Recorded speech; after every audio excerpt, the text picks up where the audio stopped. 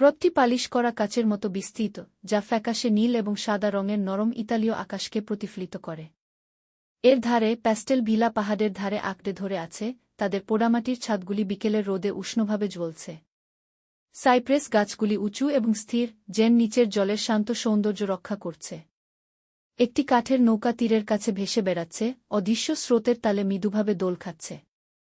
এর রংটি কিছুটা বিবর্ণ, ভোরের পারাপারের গল্প বলছে এবং সোনালি সন্ধ্যা ফিরে আসে। এখানে বাতাস আলাদা অনুভূত হয়, হালকা, মিষ্টি জলের সুবাস এবং দূরবর্তী সাইট্রাস বাগানের স্পর্শে। গির্জার ঘণ্টাগুলি কাছের একটি গ্রাম থেকে হালকাভাবে প্রতিধ্বনিত হয়, পাথরের সিডির বিরুদ্ধে ঢেউয়ের নরম ধাক্কার সাথে মিশে যায়। একটি ইতালীয় হ্রদের পাশে সময় ধীর হয়ে যাচ্ছে বলে মনে হচ্ছে। লেক কোমো, গার্ডা বা ম্যাগিওর যাই হোক না কেন, দৃশ্যটি একটি কালজয়ী রোমান্স বহন করে, সরল, শান্ত এবং অসম্ভব সুন্দর।